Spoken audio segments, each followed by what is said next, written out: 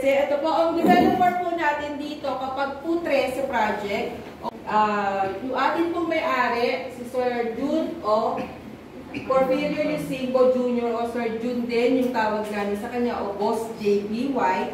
So, yan po ay isang civil engineer by profession.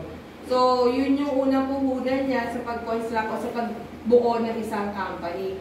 Although, meron naman ng 28 years experience na sa real estate. Kasi si Sir June po, si Boss June po kasi, Boss JBY, yan po kasi ay isa sa mga naging consultant din po kasi yan ng City Homes. So, alam naman natin, kilala naman natin si City Homes. Isa po yan sa malalaking developer natin dito sa Cavite. So, isa po siya doon sa mga nag-work din po kay City Homes. And then, syempre, hindi lang kasi siya yung part owner natin o yung mga kasama natin pagdating dito sa 1988, no? So, ito po ay isang, kumbaga company-owned na company itong 1988. Kasi kung mapapansin natin, bakit pagdating kay Wanson & Place, iba yung developer natin doon. Kasi kapag kay Wanson & Place po, ang developer po natin doon ay si HomeSmart Properties and Development Corp. So kung ang 1988 po kasi ay fully owned by the Yusingo, si HomeSmart naman po kasi meron tayong mga business partner doon o JV natin doon. So that's why separate yung natin doon, company natin doon. Kumbaga sister company natin si HomeSmart. Si HomeSmart naman po kasi na-establish siya ng October din, pero 2013. So nasa 10 years na rin po si HomeSmart natin. Okay? So syempre po ang vision po ng 1988 is maging leading builder of Stella Homes and developer of superior communities. So lahat naman po tayo, lahat naman ng developer, laging gusto natin o ini-aim natin na maging number 1. No? Hindi lang sa real estate, kundi pati doon mismo sa pagde-deliver ng tawag dito yung plus na unit. No? Kasi nga syempre ang ating owner ay isang civil engineer. So ibig sabihin from constructions niya, lahat ng sukat niya, familiarize siya dyan, alam niya. So hindi lang maging number 1 as developer, kundi maging number 1 din yung product na ino-offer natin sa market. So, yun yung aim ni 1988. So, ang mission naman natin, kasi syempre, alam naman natin, hindi lang naman kasi pag sinabi natin, kailangan gusto natin maging number 1. Lahat naman ng developer, kahit hindi developer tayo as a seller, di ba? Gusto natin laging top 1. No? Pero kasi syempre, isa sa mga missions natin, hindi lang naman kailangan pagdating sa industry, no? Pagdating sa business, number 1 tayo. So, kailangan din para maging maganda yung alignment mo is pati yung mga empleyado mo, no? Kailangan tawag dito, ito, deliver professional customer services. Kasi alam naman natin na tayo as a seller, di ba? Lagi kong sinasabi, kapag okay kausap yung coordinator, di ba? Mas maengganyo kayong magbenta. Diba? Minsan kahit na sabihin natin, ayoko dyan sa project na sungit-sungit na coordinator dyan, diba? Pero wala tayong magawa pagka gusto ng buyer natin doon. Pero kung as much as possible, na kaya natin dalhin doon sa project na gusto natin, nadadala natin, diba? Kasi syempre, hindi lang naman sa pagbebenta kayo, diba? Hindi lang naman pag nagbenta kayo, nagpa-reserve yan.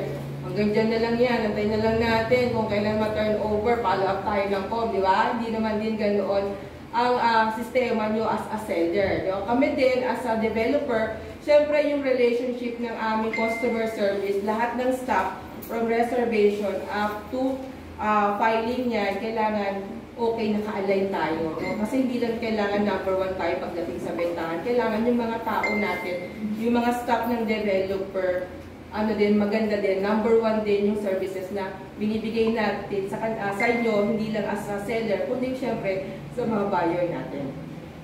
So, yun yung natin, yun yung aim ng ating developer. So, hindi lang, kailangan mataas ba ng benta mo, mataas nga yung benta mo, hanggang lang, reservation lang, kasi bakit? Kasi umaayaw na yung ahente, di ba? Parang gano'n siya. So, kailangan lagi siyang balance. Diba? Kayo, kailangan balance din kayo. Kung kayo ay mga manager, di ba? Kung kayo mga manager, di ba? Yung ahente nyo, Di ba kahit yung galit na tayo, nagbenta lang, pero si manager, bahala na si manager dyan mag-follow up, di ba? May ganon. So, kami naman kailangan balanse. Balanse ang pag-deliver namin sa inyo, hindi lang sa bahay, kundi yung customer service natin. Kailangan professional yung mga humaharap sa inyo as a seller at syempre sa mga buyer natin. Kasi mas importante yung mga buyer natin, di ba? Kasi di ba kayo, kahit na gaano kagaling, di ba? Pagka pinamad tayo sa isang kausap natin, sa isang developer, para ayaw na natin kumausap, no? Para ayaw na natin balikan. Natabi na lang natin, ano din yan, antayin na lang natin. Kayo na lang mag-follow up, di ba? Mga gano'n yung ginagawa natin sa mga downlines natin. Kung tayo ay mga may downlines na, no? Yun po yun. Okay. So, para po sa kaalaman nyo, ito po yung mga completed subdivision of project in 1988.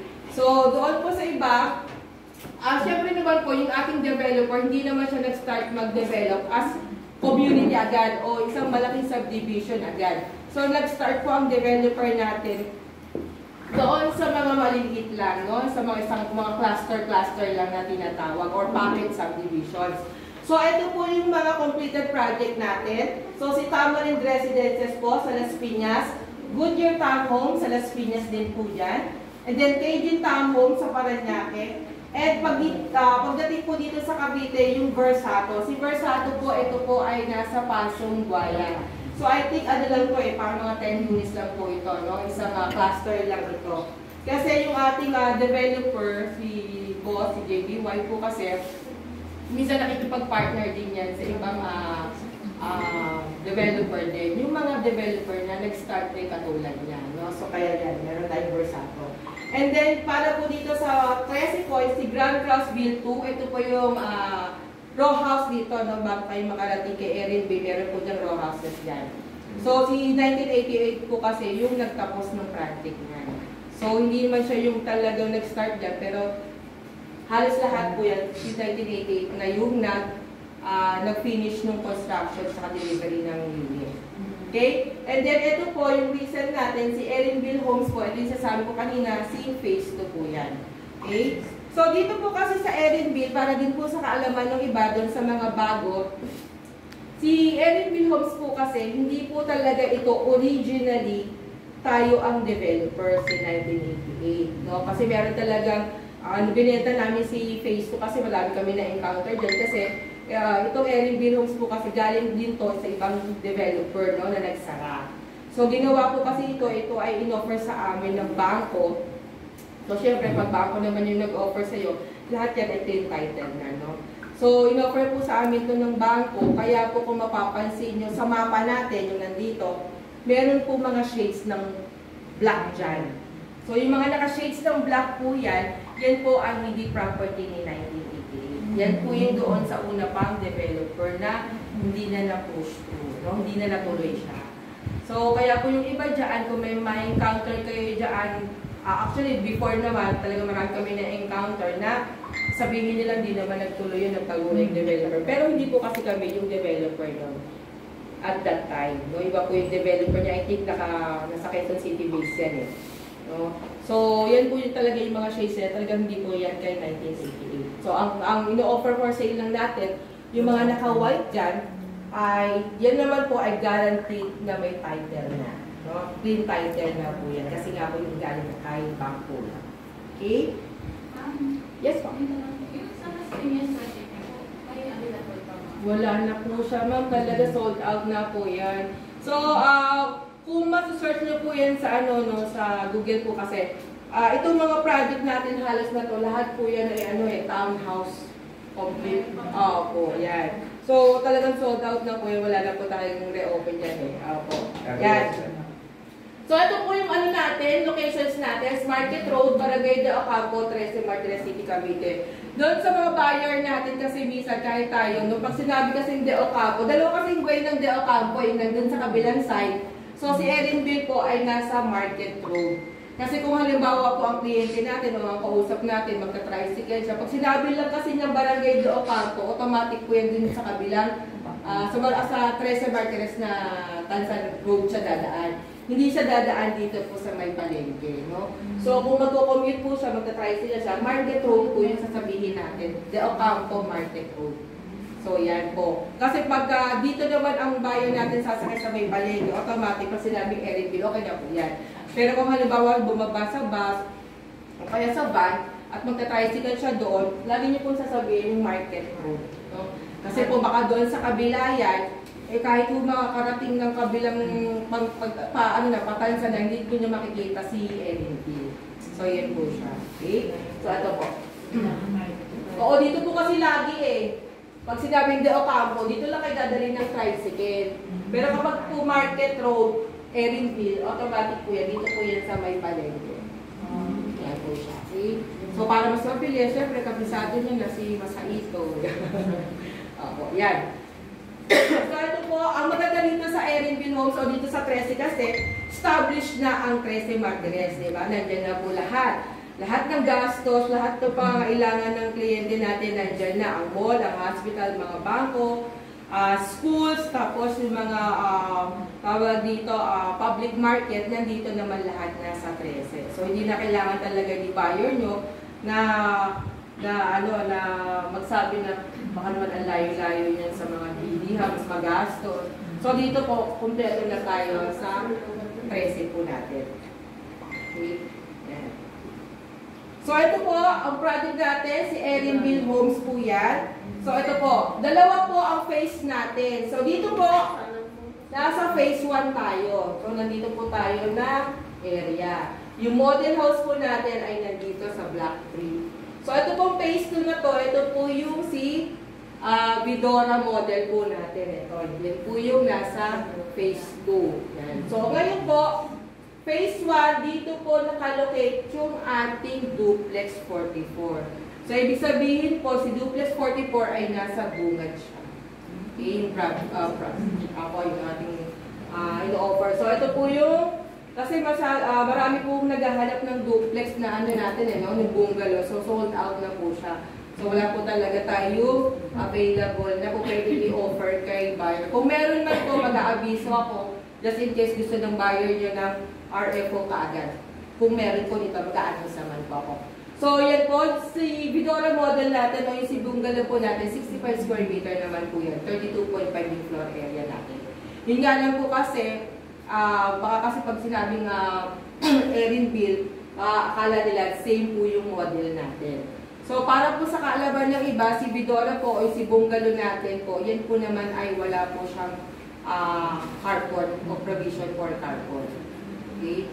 So yan. At saka hindi po siya kumbaga wala po yan eh. Although duplex siya, 32.5 po kasi yung floor area natin. So ibig sabihin, almost sinagad natin yung 65 square meter. So meron man siyang space, konti lang, 1.5 lang sa harapan, 2 meters lang sa gilid. So hindi talaga kasya yung carport natin. Motor lang po talaga yung po pwede saan. Okay, so sold out naman na siya. So ito po yung bagong model natin, si Duplex 44. So ang phase 1 po natin ay 136 units lang po yung i-open natin for sale for Duplex 44. So ibig sabihin, ganyan lang po kakonti yung magiging inventory natin para kay Duplex 44. So ito po ay merong 1.92 hectares lang po tayo. Okay, yung amenities po natin dito ay nasa phase, in between phase 1 and phase 2. So mamaya po kasi pag punta natin sa model unit, ituturo ko po sa inyo kung nasaan po yung ongoing construction natin para sa amenities po natin. So ang amenities po natin dito ay multi-purpose hall, parks and playground, and basketball court. Actually yung basketball court natin dito ay I think half lang siya, no? Hindi siya yung isang buo, katulad ng nasa 117. So yung landem po natin dito, kung mapapansin nyo po, yung nandito sa may likod natin, o sa may gilid natin. Kasi dito po sa may gilid natin, dyan po yung unit na ino-open for sale natin. So Block 6 at Block 7 po, nandito po yan sa may gilid nitong sales office natin. Kaya yan po yung una natin nililandem po sa ngayon. Ma'am, yung amenities ng phase 1 sa phase 2, isa lang? Isa lang po, nasa common siya. Ito po siya. Wait lang. Yan. So So, ito po tayo. So, yung amenities po kasi natin, nandito po siya. Yan. So, nasa in-between po siya ng phase 2 at phase 1. Okay. So, ano na po yan yan? Naka-landed na po yan. Start na po tayo ng constructions po yan. Okay. So, ito po yan. So, sa duplex 44 po, ayan. Ano po ito? Complete finish po yung turnover natin dito. So, yung mga nakakita na kanina, alam niyo na po yung itsura natin, no? So, ito po yan. So, ang lot area po natin, o minimum lot cut natin for duplex 44 ay 72 square meter. Ang floor area natin is 44 square meter, kaya tinawag natin siyang duplex 44. So, meron na po tayong 2 bedrooms, 1 toilet and bath. And then, painted na po yung interior and exterior walls. Kasi nga, ano na to, naka-white po siya ngayon, no? And then, yung kitchen counter natin, kompleto na rin po yan. Naka-ceramic tiles na po yan. At saka, meron na siyang built-in na kitchen cabinet, no? Nasa baba po ni counter sink po. And then, ceramic tile na po yung flooring natin, baba at saka yung sa second floor. Okay? So, dito po yung windows natin, dito sliding po at saka jalousie. No? Kasi pagdating natin sa one salon kasi, ang bintana natin doon is analog at saka jalousie. So, dito po kasi hindi tayo naka-analog. Yung katulad dito pag sinabi analog, yung pinupush palabas. So, yan po yung analog. Owning type. Opo, analog owning na window. So, dito naman po, sliding lang tayo. At saka po, tawag dito, jalousie po ang ating bintana. So, ibig sabihin, yung sliding natin, yung muna nasa harapan, and then yung sa gilid at sa likod, automatic po yung jalousie po yung bintana natin. And ito po yung pinakamaganda dyan, with carport. Yan. So, yan. Makikita po natin yung actual. So, dito po, para hindi po malito, yung frontage po natin ay 1.5. Yun pong nasa gilid natin para sa carport ay 3.9 yung lapad. So, ibig sabihin po, kahit dalawang sasakyan na mga SUV o kaya yung kotse po, yung mga sedan, kasya po dito kahit dalawa. Ngayon po, ang sasakyan naman po ng buyer natin is van, kasya po yan even yung Hilux. Kasi 3.9 po yung lapad niyan. And then sa likod po, meron din tayong setback dyan na 2.1 meters po siya. Okay? Yan. So, dito po yan. So, kasi nga po, 72 tayo. So, lalabas po dyan, yung pinakabahay natin is 4.1 by 5.4. Yung kabuuan ng bahay natin. Kasi nga po, 44 square meters. So, 22.2 siya. Okay.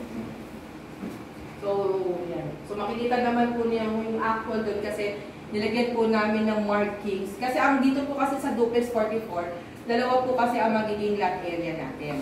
No, meron po tayong 72. 72 kasi yung existing na in-offer natin. At meron din po kasi mga ilan na i-open natin soon na 80 naman po yung lot cut na. So, mamaya po ginawa natin. Kung napansin po nung nagpunta kanina, may markings po tayo doon. No? Pinalagyan namin ng markings na ito lang talaga yung lot area ng buyer natin. No? Kasi pag walang ganun, baka expect nila masyadong mahaba. No? So, kaya pinalagyan natin ng markings kasi para doon sa mga kliyente natin. Kasi meron tayong mga kliyente na ano, di ba, masyadong usi, no? Nagsusukat, di ba, kasabay sasakyan ko dito, di ba? Kahit walang sasakyan, yung preparations nga naman, malay mo, magkasasakyan. So, merong mga ganun. So, para hindi na po kayo mahirapan sa pag-explain kasi minsan talaga nagsusukat pa, naglilipa pa yan, no? So, talaga nilagyan natin ng markings na ito po yung lot area natin na ni-offer namin sa inyo. So, dalawa po yung nilines natin doon para po sa lot area na 72 at yung isa po ay para sa 80 na lot area. No? Pero yung carport naman po, yung lapad niya, pareho lang naman po yung na 3.9. Okay? So, ito po yung inventory natin. Ito naman po ay naka-send po sa DC. So, isi-send ko na lang po ng bago para ma-refresh po tayo. So, ang naka-open po sa atin ay Block 6, Block 7 po muna sa ngayon. At ito pong portion na to na Block 4. Yung Block 8 po kasi, doon namin po yan for inventory muna kasi nga po ito ay nasa, naayos pa po kasi natin yan dahil ito po ay, I think nasa reprop kasi itong area na to, no? So kaya i-open po natin yung 6 muna at saka Block 7. So nasa 42 po yung available units natin for duplex 44 sa ngayon. Bakit may reprop, ma'am? May creek doon? Opo, paligid po yung pag-alan eh. Opo, yan, inaayos natin. So, ina-adjust lang natin. Okay? So, pag dito po sa Duplex 44 po, isa lang po ang financing natin sa ngayon na available. Ito po ay Pag-ibig financing. So, ang presyo po natin is 2.5 po yung total cash out natin. And then, yung ating pong down payment plus LPF is 502,000. Okay, ang reservation fee po natin is 10,000. And then, yung down payment natin o net DP natin is 492,000. So, sa 492,000, alam naman po natin na medyo mataas. Hindi lang medyo mataas po talaga yung down payment. So, ang ginawa po ni developer, hinati po natin into two DP terms. So, yung first DP terms natin po ay nasa 12 months to pay amounting to 25,000.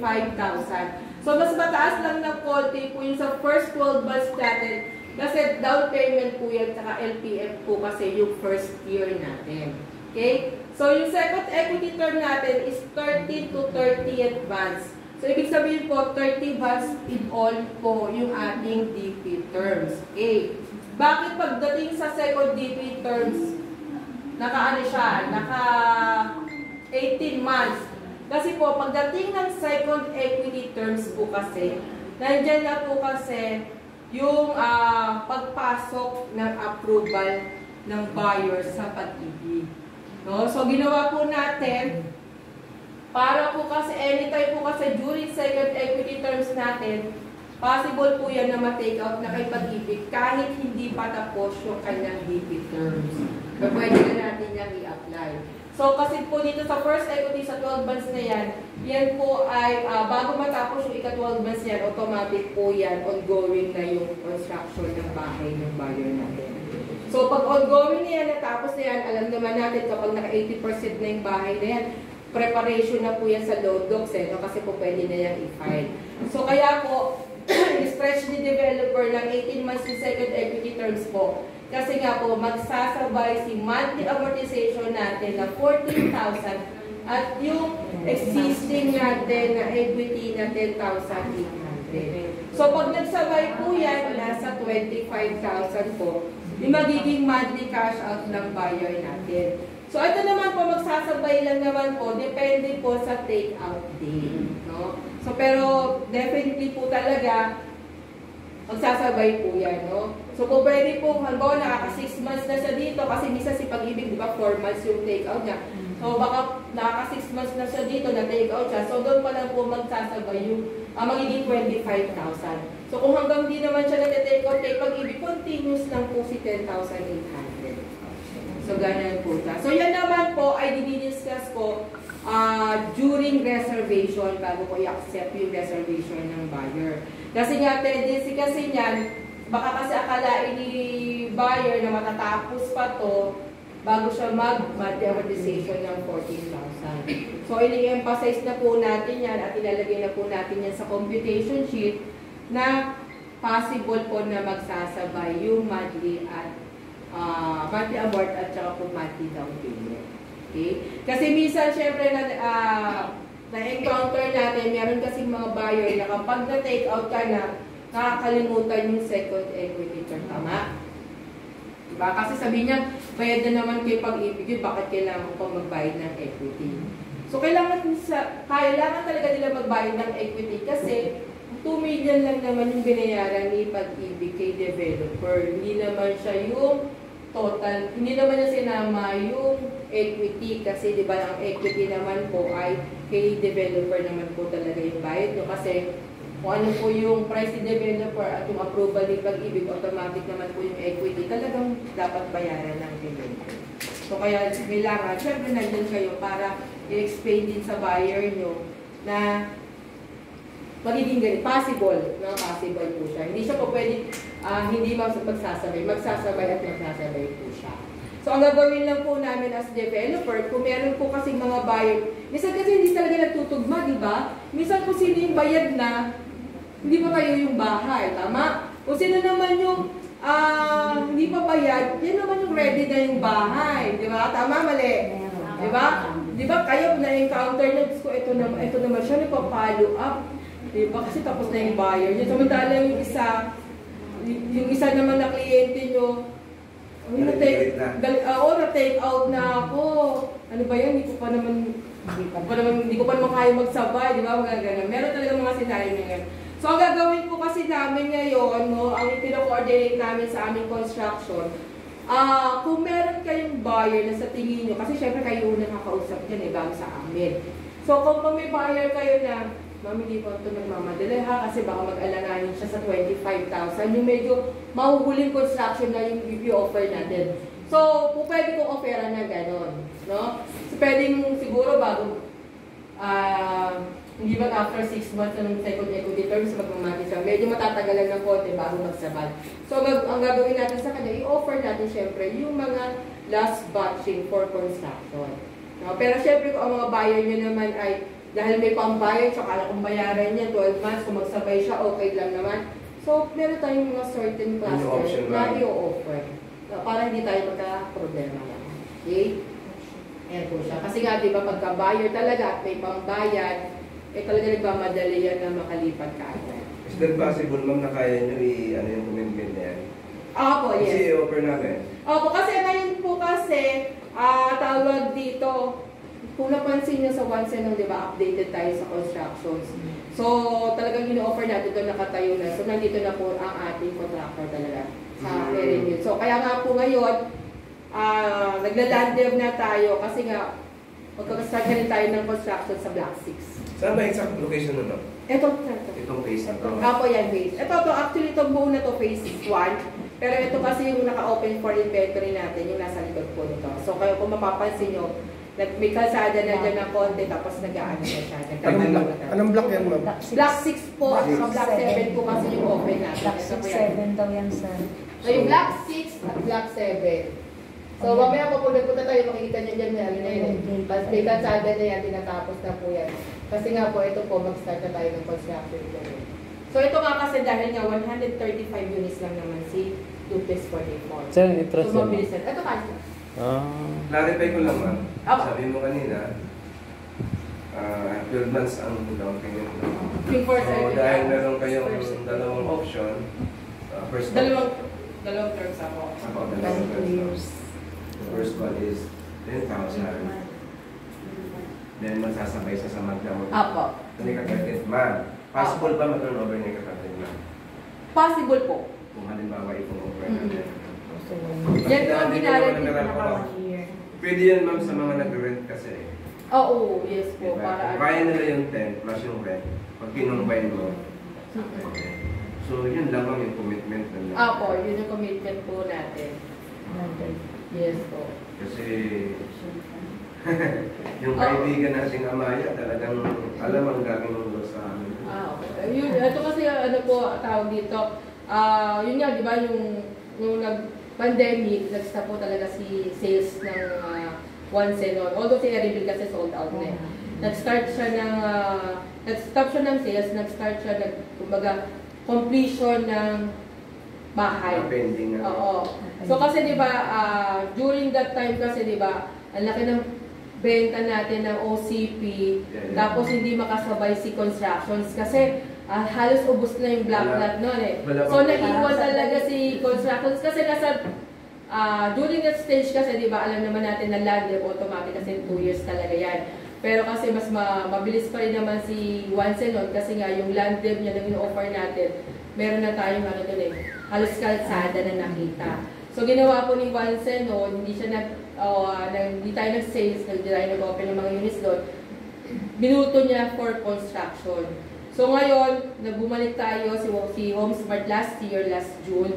So kung mapapansin nyo naman sa inventory, yung in-open natin na Block 7, yung mga buyer na naka-reserve sa Block 7 na 12 months DP terms, tapos na yung unit nila. Inaantay na lang matapos yung DP para ma-file. Yung once na naman, maganda naman yung naging performance. Kung nagkaroon ako ng delay. Opo, nagkaroon talaga ng... Lahat naman turn over yung buyer. So kami lang, i-advance lang namin kasi medyo ang laki ng effect talaga. Pag ikaw manager ka, tapos may mga buyer agent ka. Yes. Pag na-delay siya, Yes. ang hirap, nakakaano yung masalita eh. Oo, yes po. But anyway, so, kaya naman magandang magkakilala. Sana kung yan, ganyan din ang i-present na. Opo. Actually, ito, may meeting ngayon si Constructions at saka po si Marketing. Kasi nga, meron din kasi kami nakakausap na actually, yun din yung sinabi ko kay developer, no? Kasi sa ngayon, kailangan mabilisan yung mga buyer. Gusto nila pag nag-reserve agad, unang tanong na kailan makalipat, no? Kahit nasabihin natin 30 months to pay yan, di ba? Lipat agad. Ganun din yung agent, ma'am. Ganun talaga, di ba? So, ang gagawin natin at ang pinag-usapan namin, meron na kaming certain duplex na unit kung ano yung mga unang itatayo na duplex. Para doon sa mga buyer na may pambayad naman na nagmamadali, doon natin i-offer. Pero na lang talaga ako ang buyer natin, kahit sabihin natin, ito po kasi yung mga unang itatayo. Kasi minsan kasi may buyer tayo na gusto ko itong locations natin, gusto ko itong number na to. So, syempre, explain natin, ito po yung scenario niyan. So, hindi po siya priority for constructions, no? Nasa second priority siya. Para hindi tayo nagkaka-problema natin. Ito po, so yan. So, required income naman po natin dito is 41,000. Yan. Ilang months, ma'am, yung duration sa construction? Sa constructions po kasi duplex lang po yan, saglit lang po yan eh. Matagal na po dyan yung 3 months eh. Depende na lang po yan sa season. Kasi syempre kung rainy season siya, medyo yung Curing. Oo, matagal. Yan lang po naman po. Yun lang naman ang hindi problema natin. Pero pag ganitong mainit ay po, mabilisan lang po yan. Pero kasi landed pa lang po tayo. Okay, so yung basic requirements naman natin dito, so photocopy ng valid IDs tsaka proof of income. Okay, so standard naman po kapag pag-ibig financing sa lahat ng developer. Ayan. So dito po, nire-required natin yung buyer kasi nga po 30 months to pay yung ating down payment. So nire-required po natin na mag-issue ng post-dated checks. So sa post-dated checks naman po, may nire-refer naman po si developer natin. So yun nga lang po, UCPAB po ang bangko na nire-refer namin. Tapos ang open po niyan sa head office po namin sa may alabang po na UCPB.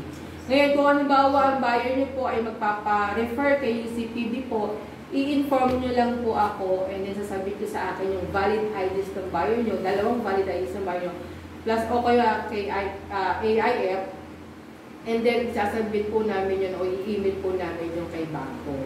So pagka UCPB po kasi medyo mahigpit lang kasi nagche-check po yan ng CMAP muna bago nila i-allow mag-open ng checking account. Pero kung meron naman po kayong mga pwede for any banks naman po pwede. Sa amin po kasi pwede naman, yun nga lang po kasi may CMAP si UCPB bago po pag-clear si buyer bago po siya pwede mag-open ng checking account. So doon na naman po siya mag-open ng checking account sa may Molito na UCPB and then inter-branch deposit pwede naman lang po. So 5,000 din naman po yung maintaining balance nila, I think 250 o 350 po yata yung isang booklet. So ganun din naman po siya. Okay? So, ito po ang mga list of requirements. No? So, dito po yung verified PIN po natin. Yan po yung 1904 na form na may tatak. No? So, hindi po na-accept ni developer natin yung mga naka-online na BIR natin. No? So, kailangan po talaga yung form po mismo na pinipil apan. So, kahit naman po si agent, okay lang naman po kay BIR sa account. Yan po. Kapresi lang medyo may bit. No? Kailangan si buyer o meron siyang SPA yata. Pagka iba yung kukuha. Pero kay Kawit kasi sa second floor yata ba yun? First floor, no? Madaling kumuha, madali silang kausap kahit hindi buyer. Po, ayan. So, yun po. And then the same naman po yung MSBS. Yung ESA, pwede naman po yan sa online kasi napiprint naman na po yan. Kailangan lang naman natin makita na at least 24 and active. So, locally employed lang yan, walang problema.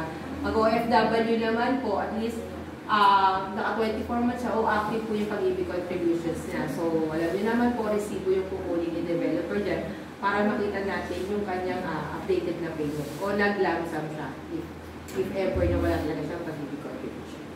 Okay? So, ayan. So, pag OFW naman po, ayan. So, SPA generic and then meron din po kaming SPA kay from developer po yan o yung in-house na SPA natin. Okay. So, dito naman po sa ayan, pagdating naman po sa mga requirements, ayan, hindi naman po ako ganun ka higpit, no? So, as long as minsan kasi di ba, kahit yung buyer nyo, sinabi natin, tripping lang, padala po ng payslip, padala po ng COEC, kung meron po, di ba? Minsan yung valid IDs, wala pang dala, di ba? So, pero alam naman namin, halimbawa, nag-tripping doon, nag-tripping tayo, ganyan. So, nag-fall siya dito, halimbawa sa duplex party for kay Erinville Homes, no? Walang dala talaga, pero may pambayad. So, hinuhold ko naman yung unit as much as possible. Kung halimbawa, alam nyo na for booking to, medyo konting hilot na lang, so, pwede naman ako mag-hold na unit up to 1 day. No? Pwera na lang talaga, kung gusto ni buyer, bumalik pa para actual na mag-reserve. No? Kasi, ano naman yan, tawag dito, flexible naman o walang problema pagdating sa amin, pagdating sa unit. Yun nga lang kasi, syempre, ginagarantid namin yung sinasabi nyo rin as a agent kasi kailangan trust yan rin, no? Minsan kasi talaga, merong buyer, di ba kahit gusto magpa-reserve, walang dalang requirements. Pag sinabi na, ha? Alam ko lang pera. Kailangan yung pera! Pag walang pera, madali lang yan. Bank transfer lang naman yung reservation fee natin kasi ganyan na ngayon, di ba? Ano na siya, bank transfer niya yung reservation fee kasi hindi na talaga nagdadala ng pera ang mga buyer natin. So, okay lang naman yun. Ina-allow din namin yun. So, pinapipila ko na yan dito. Tapos, kung may requirements yan, and then, naantayin ko na lang na mag-bank transfer. So, kahit kinabukasan, kahit pag-tulog na yan, no? Kasi, pwede naman po yun. So, wala namang problema. Okay? So, pagdating naman po, kaya, halimbawa, meron kayong kausap, na-present nyo na lahat, na-explain nyo na, pati yung pricing, nakita niya na yung mapa, pero gusto niya na magpa-hold ng unit, pero ang schedule ng trading niya ay sa weekend pa, inform niyo lang ako. Wala namang problema sa akin. Okay? So, nagsasabi naman po ako kung pwede or pwede ko pagbigyan pero ilang araw lang kasi meron din nag-aay na ibang group na ganitong unit. So, pwede naman po yan. As much as possible. Okay, para po naman sa self-employed, ito po yung audited financial statement. Yan po yung pinaka-importante kapag self-employed. So, yung mga items, may audited ka, automatic meron ka na nito eh, mga may per create business work. 30% po sa GC yung mga nasa first month. Pwede naman pa. Yan. So, kapag ka-business siya, so, meron pong photocopy ng establishment o yung locations po ng business. Okay po? Okay. Pag virtual assistant, okay na po yan, ina-accept po yan ng pag-ibig. Provided lang po, kasi syempre pag VA, kailangan lang din po, kasi pag presentation ko, yung pag-explain dito, no, paano nakakancel yung account. Ang maganda kasi dito sa developer natin, from reservation, issuance ng post-dated checks o para sa DP stage natin, transfer, lahat yan, naka-explain po yan during reservation. So, meron po tayong tinatawag dito na counseling po kaagad. No, para po yan din tulong po sa inyo kasi nga syempre lalo na kung pre-selling yung unit natin, mahaba-haba ang antayan ng buyer natin. So, at least meron po silang nababasa na anong stage na ba tayo. So, kayo naman, as a seller, safe naman kayo kasi na-explain sa buyer nyo yung buong process ng ina-avail nila na housing loan sa ating developer. So, nandun na siya. Na nag-agree po siya doon. Okay? So, syempre po kapag ang accounts natin na-cancel, automatic po yan, forfeited po ang reservation fee ng buyer. Okay? So, transfer of units. So, nag-allow po tayo ng transfer of unit from 120 days from reservation date. So, ibig sabihin po, ito po ay applicable pa rin sa mga pre-selling natin kasi nga po, mahaba naman yung DP stage natin. So, 120 days from reservation date, kung gusto mag-transfer ng unit ng buyer nyo, pwede naman po yan. So, yun nga lang po kasi pag nag-transfer ng unit yung buyer natin, of course, kung ano po yung current price during transfer niya, yun po yung susundin natin. So, kung ang price po natin ngayon is 2.5, na nag-transfer siya is 2.7 na, of course, yung 2.7 na yung susundin natin. Tapos, all payment made naman po ni buyer natin, naka-credit naman po yan 100%. And, ang babayaran po natin ay yung reservation fee po na 10,000. Kasi new unit, so new reservation fee, tapos yung payment made, credit naman po siya 100%. Yan po ang policy natin para sa transfer of unit. Okay? Okay. So, dito po, pagka, ang discounts po kasi na binibigay natin for Erinville po kasi is for cash buyer lang po tayo. So, hindi pa namin na-identify o hindi pa nila final kung i-design namin sa HomeSmart na may 3% discount pag down payment ay full. Okay? So sa ano kasi natin, regardless kung 15 or 30 days, 3% yung naka-fix natin. So dito po kasi ang ina-allow po natin is yung cash buyer po na 5% within 15 days and then 3% within 30 days. May questions po ba? May question? So walang discount man pag cash yung down payment? Wala pa po kami na po final, pero ang sabi ko kasi ay i-align din natin sa HomeSmart, kaya lang kasi kailangan ko na meba. Yes. Baka kasi ako magpaluwa ng 3%. Maliit na naman yun ng 3%. Maliit lang yun, no? Mga 50,000, 20,000. Ayan po siya. So may questions po ba muna? Parang tahimik na tahimik sila. Sir